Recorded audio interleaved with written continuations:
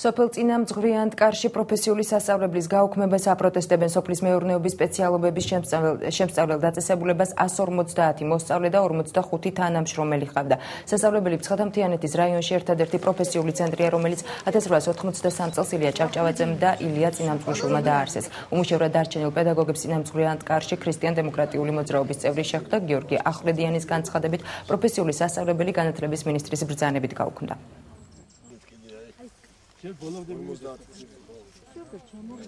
კონკრეტული არგუმენტაცია ჩვენ ამაზე არ მოგვისმენია, თუ რატომ გაუქმდა უამრავი ძალიან კარგი მატერიალურ-ტექნიკური ბაზის მქონე პროფესიული სასწავლებელი, ისეთი როგორც არის წინამძღვრიანთკარის სასწავლებელი კაზრეთის, დიდი ჯიხაისის, რუსთავის, რატო გაუქმდა ამაზე პასუხი არის და გვაქვს უბრალოდ ძალიან დიდი ეჭვირო, ეს არის მხოლოდ და მხოლოდ ბიუჯეტში ეკონომიის გაკეთების მიზნით. 9 მილიონიან დაფინანსებიდან ჩამოვიდნენ 5 მილიონ ნახევარზე. საქართველოს რომელიცაა როგორც ცნობილია აგრარული ქვეყანა და ეს სასწავლებელი ამზადებდა საფერმერო სპეციალობებს, ერთადერთია რეგიონში, მცხეთა-თიანეთის რეგიონში, ესეც გახდა ლიკვიდირებული.